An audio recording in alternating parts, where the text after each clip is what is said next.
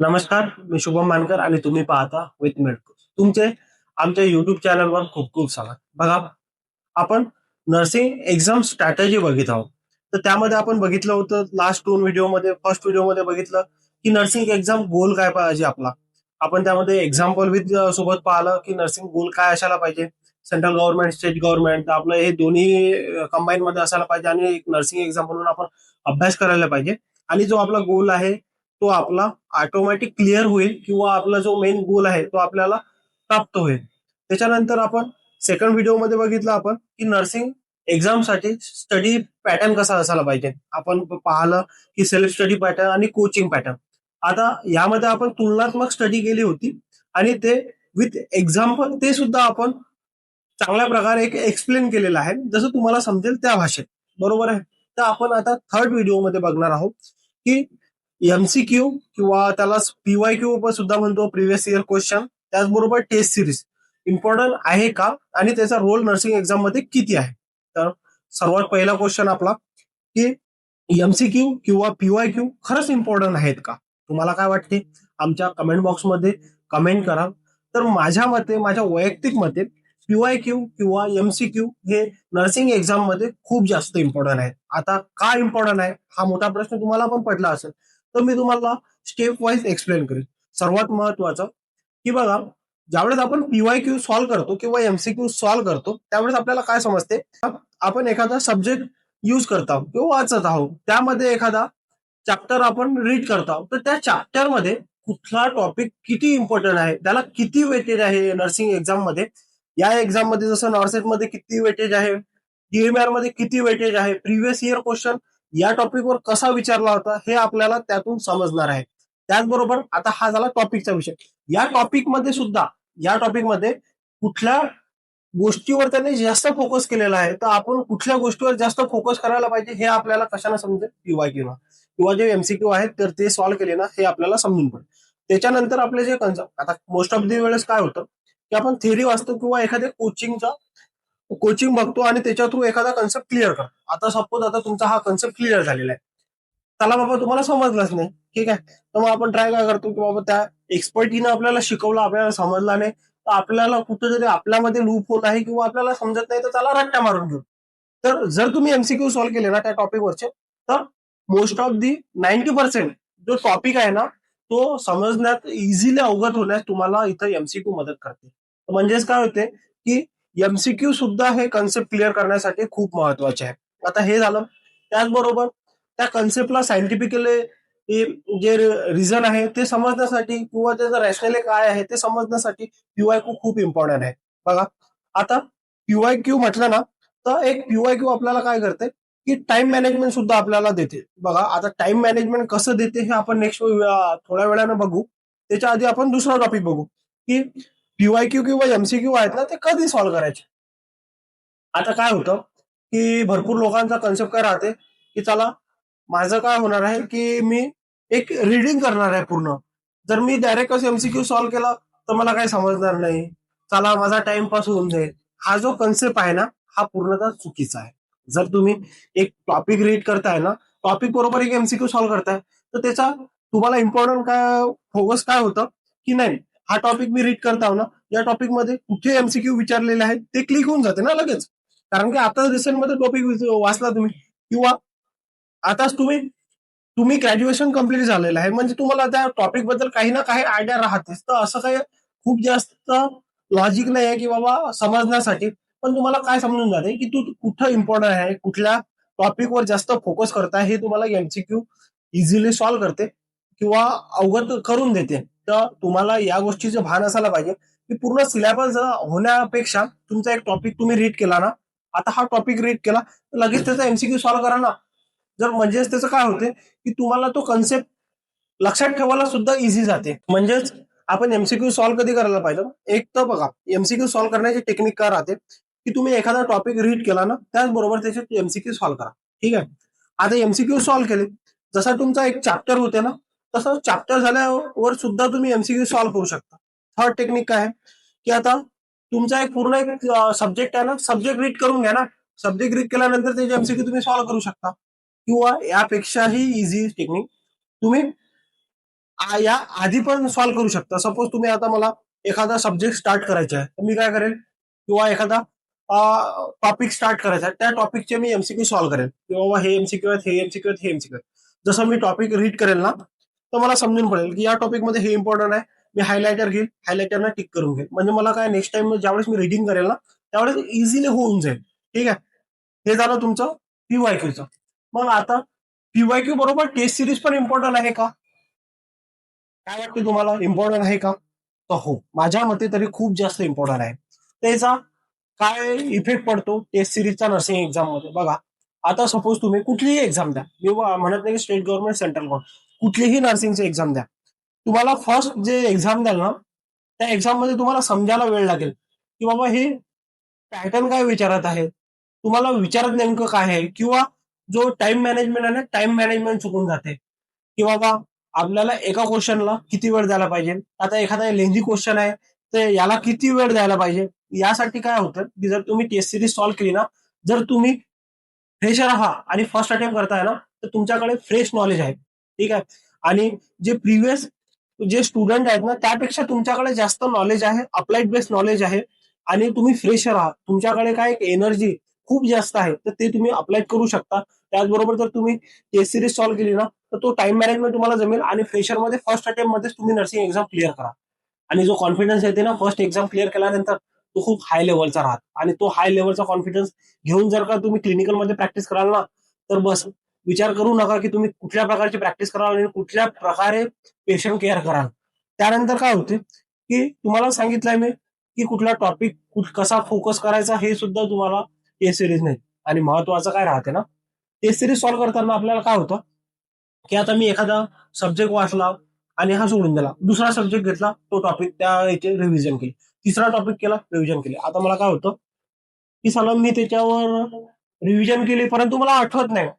तर taste सिरीजचा important हाच आहे की तुम्ही जर ते वाचलं आहे ना, ते तुम्हाला अवगत करण्यास किंवा एक इमॅजिनेशन करण्याची पॉवर कोण देते, तर टेस्ट सिरीज देते, हे गोष्ट समजून घ्या. त्यानंतर एक तुमच्या मनात एक भूत बनलेला आहे ना की सर टेक्निकल कसा राहते, नॉन टेक्निकल कसा राहते, नॉन टेक्निकलचा अभ्यास कसा करू मी, टेक्निकलचा कसा अभ्यास करू. तर हे टेस्ट सिरीज आहे ना, हे तुम्हाला या गोष्टीसाठी खूप महत्वाचे आहे बरं. जर तुम्ही एखादा नॉन टेक्निकलचा अभ्यास केलाच नाही आतापर्यंत, टेस्ट सिरीज सॉल्व्ह करतात, तर काय होतं, तिथं नॉन टेक्निकलचे क्वेश्चन विचारून जातात. काय होते, एबीसीटीचा जो पॅटर्न राहते त्यावर आधारित तुम्हाला एमसीक्यू येतात. तर जे ते तुम्ही सॉल्व्ह केले किंवा त्याचं एक्सप्लेनेशन पाहिलं ना, तर तुम्हाला वेगळा नॉन टेक्निकलचा अभ्यास करण्याची गरज नाहीये. कुठं काय होते, मॅथमॅटिकल क्वेश्चन विचारले जातात, आणि मॅथमॅटिकल क्वेश्चन जर का ते तुम्हाला इझिली समजले ना की कुठल्या प्रकारचे एमसीक्यू इथे विचारत आहेत, आणि त्या एमसीक्यूचा तुम्ही जर का वेगळं जे बुक राहते त्याच्यातून जर का तो टॉपिक वाचून घेतला आणि त्याच्या वेगळ्या नोट्स काढल्या ना, तर नॉन टेक्निकलचा असा वेगळा अभ्यास करायची गरज नाही. ते तिथं इझिली कव्हर होऊन जाते. आणि ज्यावेळेस तुम्ही नॉन टेक्निकलचा अभ्यास करता ना, त्यावेळेस तुम्हाला समजते की आपण हे प्रिव्हियसली काहीतरी याच्यावर एमसीक्यू सॉल्व्ह केलेलं आहे, आणि ते तुम्हाला खूप जास्त महत्वाचं ठरते तिथं. हे झालं. त्याच्यानंतर काय होते की ओव्हरऑल सिलेबस कव्हर करण्यासाठी पण टेस्ट सिरीजचं खूप जास्त महत्व आहे. आणि टेस्ट सिरीजचं सर्वात जास्त महत्वाचं कुठं येते, तर बघा, आता काय करतो आपण की एमसीक्यू सॉल्व्ह करत जातो, एमसीक्यू सॉल्व्ह करत जातो, एमसीक्यू सॉल्व्ह करत जातो. कधी कधी ज्यावेळेस आपण एक्झाम मध्ये बसतो ना, तर क्वेश्चन आपल्याला दिसून जाते, क्वेश्चनचा आन्सर न पाहता आपण त्याचा आन्सर टिक करून देतो की नाही, याचा आन्सर हेच आहे, याच्या व्यतिरिक्त काहीच नाही. आणि तुमच्या डोक्यामध्ये चालत पण नाही की त्याचं रिझन काय आहे.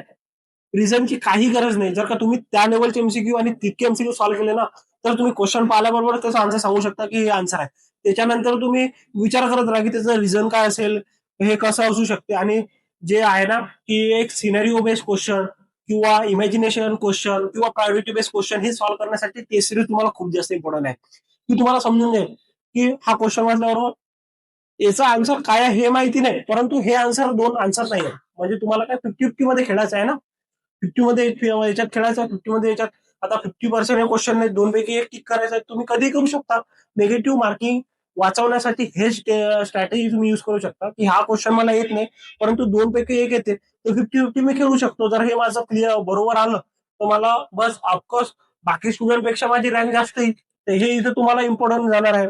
तर हे जे आहेत ना, त्या गोष्टी तुम्हाला टेस्ट सिरीज किंवा पीओक्यू सॉल्व्ह करण्यासाठी किंवा करायला पाहिजे त्यासाठी इम्पॉर्टन्स देते.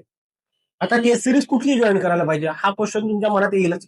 तर तुम्ही सांगितलं की टेस्ट सिरीज जॉईन करायला पाहिजे, PYQ सॉल्व्ह करायला पाहिजे किंवा MCQ सॉल्व्ह करायला पाहिजे, तर आता आम्ही पुस्तक कुठले युज करा? तर बघा, टेक्निकल साठी सांगतोय मी, नॉन टेक्निकल साठी मी सेपरेट व्हिडिओ घेईलच की कुठले कुठले बुक युज करायचे, कसे कसे युज करायचे, कुठल्या कुठल्या टॉपिक करायचे आणि कधी करायचे. बघा, आता कधी करायचे हे मी तुम्हाला सांगतो. बघा, भरपूर लोकांचा प्रश्न काय आहे की सर स्टेट लेवलची एक्झाम येऊन जाईल, आता आम्ही नॉन टेक्निकलचा अभ्यास कसा करू आणि कुठून अभ्यास करू? तर मी तुम्हाला हे सांगतो. बघा, नॉन टेक्निकलचं जास्त टेन्शन घेऊ नका. जे तुमचं मॅथ आहे, रिझनिंग आहे, इंग्लिश आहे, हे जे सेंट्रल लेवल गव्हर्नमेंटच्या एक्झाम मध्ये विचारलं जाते त्याच्याकडे फोकस करा. ज्यावेळेस स्टेट लेवलच्या एक्झाम येतील अशा 1 महिना आधी जरी तुम्ही अभ्यास केला, मराठी, इतिहास, भूगोल, त्यानंतर जनरल नॉलेज, त्या गोष्टीचा जर का अभ्यास केला ना, ते होऊन जाते. एवढं जास्त काही डिफिकल्ट नाहीये. ठीक आहे. तर त्यापेक्षा तुम्ही मॅथ, रिझनिंग आणि इंग्लिशचा अभ्यास तर आधी केलेलाच राहतो. ते कधी 1 महिना आधी जरी केलं ना, ते कव्हर होऊन जाते. आता बुक कुठले युज करायचे ते तुम्हाला सांगेल मी. आता आपण फोकस करूया PYQ वर. PYQ चे बुक तुम्ही कुठले युज करायला पाहिजे? तर मी तुम्हाला सांगेल, तुम्ही PYQ साठी PR यादव, PR यादव हे खूप जास्त बेसिक आणि इझिली अवगत होण्यासारखं पुस्तक आहे. ते तुम्ही युज करू शकता. एनक्लेस युज करू शकता आणि टार्गेट आहे ते सुद्धा युज करू शकता. जर तुम्हाला थोडं हायर एज्युकेशन किंवा थोडं तुमचे PR यादव झालं, साऊंडर म्हणजे एनक्लेस झालं, त्यानंतर तुम्हाला एक स्टेप पुढे अभ्यास करायचा आहे, तर PR यादव टार्गेट हा युज करा. त्याआधी तुम्ही हे 2 पुस्तक आहेत हे रेफर करा. ठीक आहे. मग आता टेस्ट सिरीज कुठली जॉईन करायला पाहिजे? तर आता टेस्ट सिरीज जॉईन करत असताना टेस्ट सिरीज मध्ये काय काय पाहिजे, की टेस्ट सिरीजचे रिझल्ट किती आलेले आहेत. आता हा तुम्हाला फीडबॅक कोणी देऊ शकते? प्रिव्हियस इयरली कुठल्या स्टुडंटना ते जॉईन केलेले आहे टेस्ट सिरीज, तोच तुम्हाला फीडबॅक देऊ शकते. ठीक आहे. त्यानंतर ओव्हरऑल सब्जेक्ट कव्हर करताय का ते टेस्ट सिरीज, बरोबर आहे. त्यानंतर त्यामध्ये PYQ, टेस्ट सिरीज मध्ये सुद्धा PYQ येत आहेत का, प्रिव्हियस इयर क्वेश्चन ते येत आहेत का, प्रायोरिटी बेस्ड क्वेश्चन येत आहेत का, सिनेरिओ बेस्ड क्वेश्चन येत आहेत का, हे तुम्ही चेक करा. हे तुम्हाला प्रिव्हियस इयर स्टुडंट आहेत तेच सांगू शकते, बरोबर आहे. त्याच्याबरोबर फालतू डीप क्वेश्चन विचारत आहेत का, ते पण सुद्धा अवॉइड व्हायला पाहिजे टी सिरीज मध्ये. ते तुम्ही जास्त फोकस करा. कधी कधी काय होतं की आता मी फ्रेशर आहे किंवा मी मागच्या वेळेस एक्झाम दिली आहे आणि आता पुन्हा टेस्ट सिरीज लावायची आहे, परंतु साला माझा रँकच येत नाही. का येत नाही? कारण की तुम्हाला खूप जास्त डीप विचारत आहेत ते, की जेवढं एक्झाम मध्ये विचारत नाहीत. ठीक आहे. अशा आहेत बऱ्याचशा टेस्ट सिरीज त्या खूप नॉलेज डीप मध्ये विचारतात आणि स्टुडंटला डिप्रेशन मध्ये पडतात, जेवढं नॉलेज की गरजेचं नाही. ठीक आहे. आता कसं आहे, नॉलेज एवढंच घ्या की तुम्हाला त्यातून आउटपुट भेटेल, तुम्हाला त्याच्यातून सक्सेस भेटेल, तेवढंच नॉलेज घ्या. आणि खूप जास्त नॉलेज घेऊन मला खूप जास्त डीप अभ्यास करायचा आहे, त्यानं काय होणार आहे, तुमचा टाइम वेस्ट जाणार आहे. दुसरी गोष्ट, आणि जर क्वेश्चन आले नाही ना, तर तुम्हाला एक डिप्रेशन येईल. तर टेस्ट सिरीजचा एक फायदा काय होतो बघा, जर तुम्ही कंटिन्यू टेस्ट सिरीज सॉल्व्ह करत असाल ना, तर आज मला 5,000 रँक येत आहे ना, तर पुढच्या कुठं ना कुठं 1 महिन्यात 2 महिन्यात तुम्ही 1,000च्या आतमध्ये खेळाल. आणि 1,000च्या आतमध्ये खेळता खेळता कधी का तुम्ही टॉप 100 मध्ये खेळाल ना, तुम्हाला माहित नाही पडेल. आणि हे कधी सिद्ध होईल, ज्यावेळेस तुम्ही टेस्ट सिरीज जॉईन करा आणि त्या लेवलचे MCQ सॉल्व्ह करा. एवढे MCQ सॉल्व्ह करा की MCQ पाहिल्याबरोबर तुम्हाला MCQ दिला पाहिजे, MCQचा आन्सर तुम्हाला माहित असेल पाहिजे. रिझन काय आहे हे नंतर विचार करत बसा, पण MCQ पाहिला ना, त्याचा हे आन्सर आहे, चला नेक्स्ट. कारण की याच्यात काय होईल, तुम्हाला टाइम मॅनेजमेंट येऊन जाईल आणि काय एक कॉन्फिडन्स जो राहते ना, तो कॉन्फिडन्स डेव्हलप होईल. जर हा आमचा तुम्हाला टॉपिक आवडला असेल तर आम्हाला लाईक, शेअर, सबस्क्राईब करा. आणि नेक्स्ट व्हिडिओमध्ये अभ्यास कसा करायचा, स्ट्रॅटेजी कशी आखायची हे आपण सांगणार आहोत. कारण याच्यात आपण बघितलंय की बाबा काय काय करायचं आहे. एक तर नर्सिंग एक्झाम गोल सेट करायचा आहे, त्याच्यानंतर स्टडी कशी करायची आहे ते पण बघितलंय आपण, MCQ सॉल्व्ह करायचेच आहेत ते पण बघितलंय, आणि का करायचे आहे, टेस्ट सिरीज का जॉईन करायची आहे ते पण. आता बघा, तुमचा एक क्वेश्चन राहील की सर टेस्ट सिरीज लावायची कधी. जर तुम्ही फ्रेशर असाल तर 1-2 महिन्या आधी नर्सिंग एक्झामच्या टेस्ट सिरीज जॉईन करा. जर तुम्ही रिपीटर असाल तर टेस्ट सिरीज कंटिन्यू अभ्यासासोबत देत राहा. कारण की काय कधी काय होते, तुम्ही फ्रेशर आहात आणि तुम्ही MCQ सॉल्व्ह करायला किंवा टेस्ट सिरीज सॉल्व्ह करायला होतो ना, तर टाइम भरपूर जातो. त्या टाइम मध्ये तुम्हाला रिव्हिजन घ्यायला किंवा नर्सिंग कोचिंग घ्यायला वेळ मिळत नाही. तर हे अवॉइड करण्यासाठी टेस्ट सिरीज 1-2 महिन्या आधी लावा, म्हणजे तुम्हाला काय होणार, त्याचा हेल्प होईल. धन्यवाद.